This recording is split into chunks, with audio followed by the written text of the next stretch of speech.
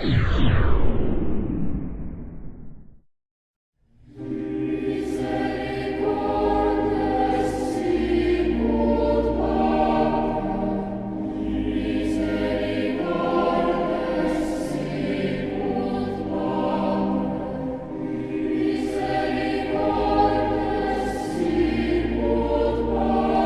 hermanos, estamos al final de nuestro año litúrgico. Para la Iglesia, el año litúrgico cristiano termina el próximo domingo, con la fiesta tan hermosa de Cristo Rey, proclamando a Cristo como Rey del universo, como Rey de la creación, como Rey de nuestras familias, como Rey de nuestros corazones. Y si a lo largo de todo el año celebramos los distintos misterios de la vida de Jesús, sobre todo el domingo, los misterios de su Pascua, cada domingo, hacemos a un lado nuestras actividades para dedicarle un ratito al Señor y celebrar sus misterios, sobre todo celebrar su Pascua.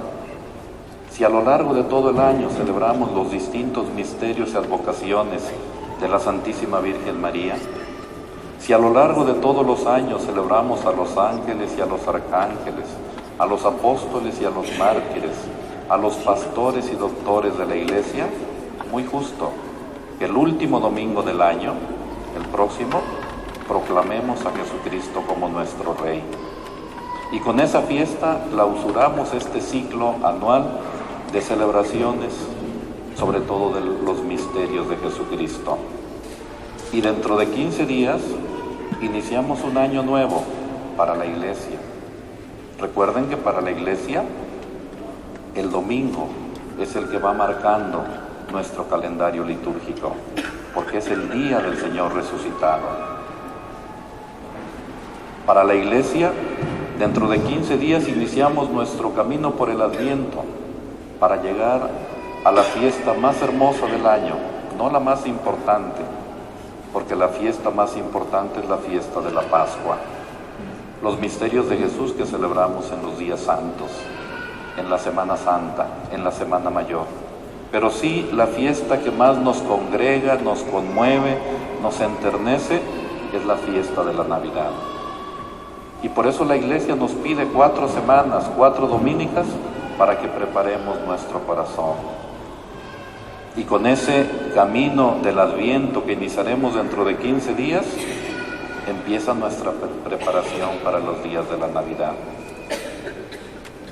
Y este año que estamos terminando, el Santo Padre, nuestro querido Papa Francisco, ha querido que sea un año santo, un año de gracia, un año del Señor, un año en que en el rostro de Cristo veamos el rostro misericordioso del Padre, como nos lo dijo tantas veces a lo largo del año.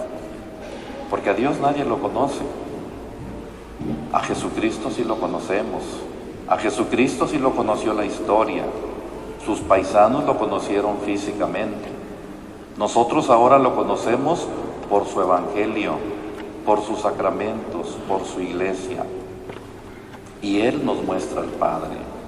Él, como lo repitió el Santo Padre durante todo el año, Él nos muestra el rostro misericordioso del Padre.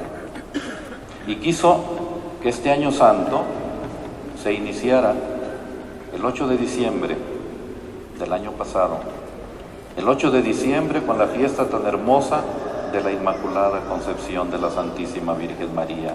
Eso en Roma. Esa fecha Él abrió la puerta santa de la Basílica de San Pedro en Roma. Y en todo el mundo, el tercer domingo del Adviento se abrieron las puertas de las catedrales o de los santuarios. Aquí en nuestra arquidiócesis hubo 12 puertas santas que se abrieron y algunas otras ocasionalmente.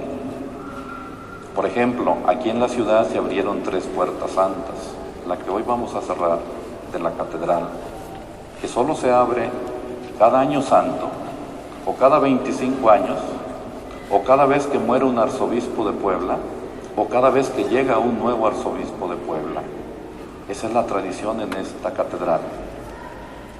Pero en todo el mundo, las catedrales, la Puerta Santa, la Puerta del Perdón, hoy llamada también la Puerta de la Misericordia, se abre cada año santo, durante todo el año. Hoy la vamos a cerrar, porque el Santo Padre quiere que hoy se cierren todas las puertas santas que se abrieron en el mundo, y el próximo domingo Él cierra la última puerta santa en la Basílica de San Pedro.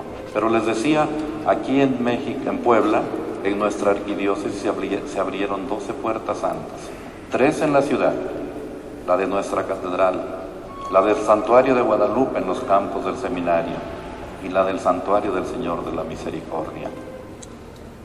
2 en la Sierra Norte, para 42 parroquias que hay en nuestra Sierra Norte, la de Zacapuastla, Nuestra Señora de Guadalupe y el convento de Zacatlán. Para la zona sur también 2 puertas santas, la del convento de Santo Domingo en Izúcar de Matamoros y la del convento de San Agustín en Chiautla de Tapia. Ya llevamos 3, 5, 7 puertas. Después 3 en la zona oriente. La zona oriente en nuestra arquidiócesis es todo el rumbo de Ciudad Cerdán, La Chichuca, El Seco, toda esa zona, Guadalupe Victoria, Esperanza. Ahí se abrieron 3 puertas santas. En Ciudad Cerdán, donde se venera la imagen de Padre Jesús, en Ciudad Cerdán. En El Seco, donde se venera la imagen del Divino Salvador. Y en Guadalupe Victoria, en el santuario de Nuestra Señora de Guadalupe.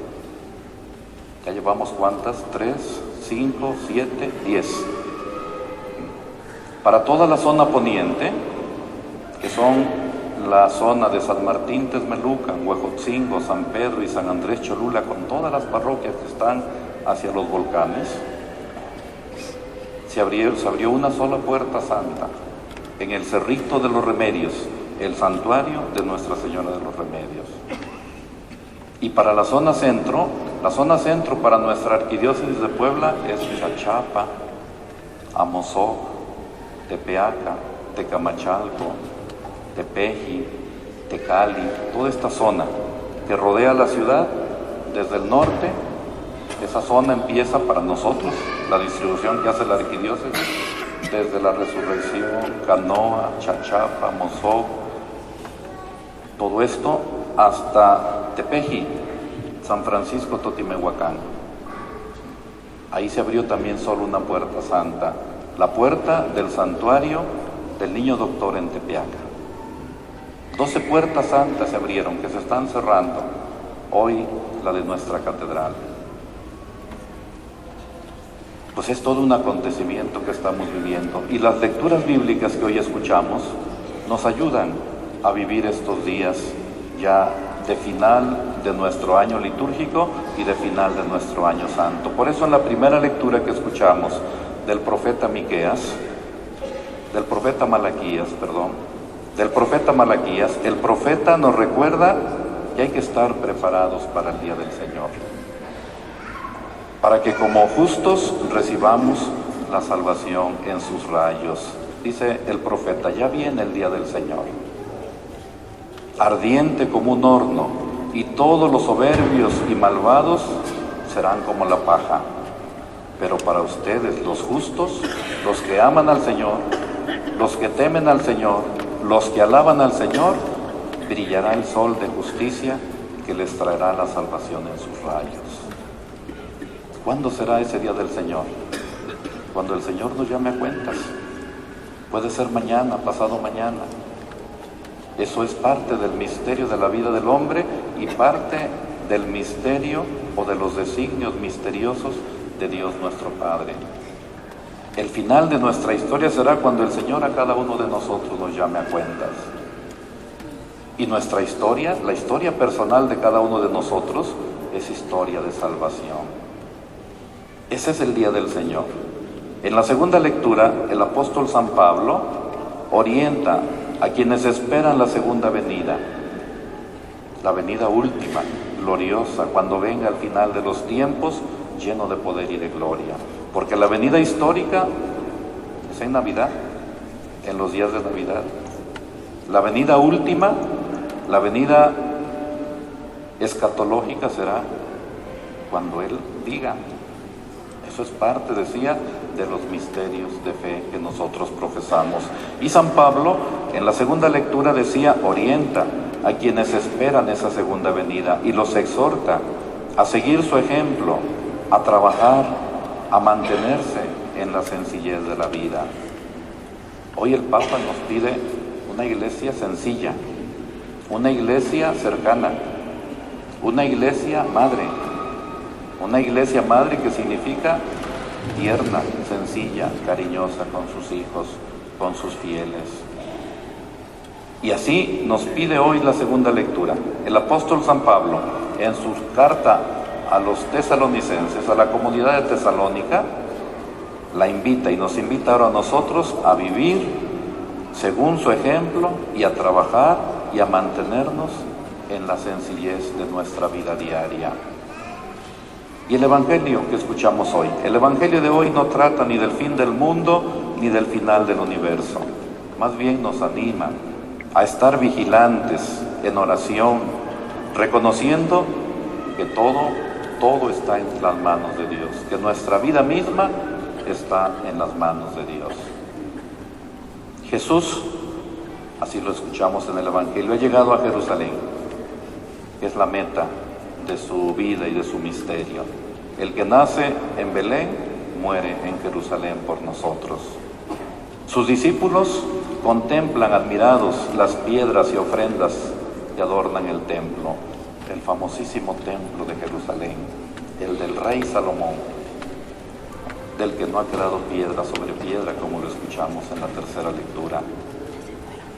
Esa majestuosa construcción se había convertido en motivo de orgullo, de presunción y de falsa seguridad para el pueblo de la antigua alianza. Pero la mirada de Jesús va más allá de las piedras, del templo material. La mirada de Jesús ve la corrupción que hay y en que han caído las autoridades del templo, y cómo la institución se ha alejado del proyecto de Dios.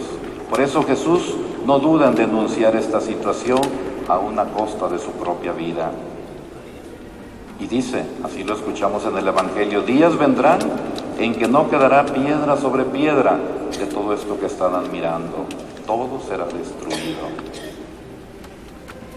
Por eso, el templo de Jerusalén, que es la meta de las tres grandes religiones, la religión cristiana, católica, tiene como meta de peregrinación Jerusalén y el templo. Los judíos lo mismo, los musulmanes lo mismo. Quieren llegar a la meta, que es Jerusalén, pero el judío se queda fuera, porque su templo está profanado, porque su templo está en manos de paganos, dicen ellos, está destruido, y no puede entrar, llora en el muro de los lamentos, hasta que el Señor venga a restaurarles y a devolverle su templo, el famosísimo templo de Jerusalén, sobre el que Jesús dice, días vendrán en que no quedará piedra sobre piedra de todo esto que están admirando, todo será destruido. El fin del mundo, fabricado sobre la violencia y la mentira, aún no ha llegado, pero está en germen. Por eso Jesús invita a sus discípulos a estar vigilantes, a no caer en falsos mesianismos. Cuídense de que nadie los engañe, porque muchos vendrán usurpando mi nombre y dirán, yo soy el Mesías, el tiempo ha llegado, pero no les hagan caso. Así como a no dejar que el pánico los domine ante situaciones de guerra, hambre, enfermedades y muerte. Por si eso fuera poco, Jesús insiste en que se mantengan firmes y den testimonio en medio de las persecuciones. Pero antes de todo esto los perseguirán, les dice Jesús a sus discípulos. Los perseguirán, los apresarán, los llevarán a los tribunales y a la cárcel y los harán comparecer ante reyes y gobernadores por causa mía. Con esto ustedes darán testimonio de mí. No sabemos porque el Evangelio no nos lo narra, No sabemos qué cara habrán puesto los discípulos, ¿verdad?, al escuchar estas palabras tan duras, tan difíciles. Probablemente fueron caras de asombro o quizá de terror, pero Jesús los consuela y los alienta. Grábense bien, dice, grábense bien que no tienen que preparar de antemano su defensa, porque yo les daré palabras sabias a las que no podrán resistir ni contradecir ningún adversario de ustedes. Y al final, todavía Jesús les habla de las traiciones, odios, muerte que enfrentarán por su causa, pero insiste nuevamente en el cuidado, en la atención, en el ambiente de oración y esperanza en las que deben vivir. Y eso viene de Dios, les dice Jesús a sus discípulos: yo estaré con ustedes todos los días hasta el fin del mundo. O lo que escuchamos en el Evangelio: ni un cabello de su cabeza perecerá si se mantienen firmes. Al contrario, conseguirán la vida eterna. Pues esta es la enseñanza que hoy nos da la palabra de Dios, queridos hermanos. Y a la luz de esta palabra de Dios, pues hoy, repito, le agradecemos al Señor este año santo que la Iglesia y que el Santo Padre nos han concedido. Termina el año de la misericordia, pero no terminan las obras de misericordia que tenemos que practicar. Dar de comer al hambriento, dar de beber al sediento, vestir al desnudo, visitar al enfermo, al encarcelado, enseñar al que no sabe, etc. Esas obras tenemos que seguirlas haciendo, obras buenas. Termina el año dedicado a la misericordia, pero no terminan las obras de misericordia. Pues pidámosle al Señor que hayamos aprovechado este año santo. Si no lo aprovechamos, sobre todo a quienes vivimos en la ciudad, pues fue un descuido, porque 3 lugares donde pudimos haber ganado el año santo y la indulgencia plenaria, todo un año, y quien la ganó varias veces puede aplicarla hasta por sus difuntos. ¿Cómo explicamos los sacerdotes la indulgencia jubilar? Normalmente decimos: si yo rompo un cristal de mi vecino, pues voy y le pido perdón, y mi vecino me perdona, lleno de misericordia me perdona, pero me dice: sí, pero pon el vidrio, ¿verdad? Pon el cristal que rompiste. Así es el pecado. Dios nos perdona, pero tenemos una pena que cumplir. Y este año santo logra, porque así lo dispone la Iglesia y el Santo Padre, por el poder que le dio Jesús de abrir y cerrar las puertas, es el poder de las llaves.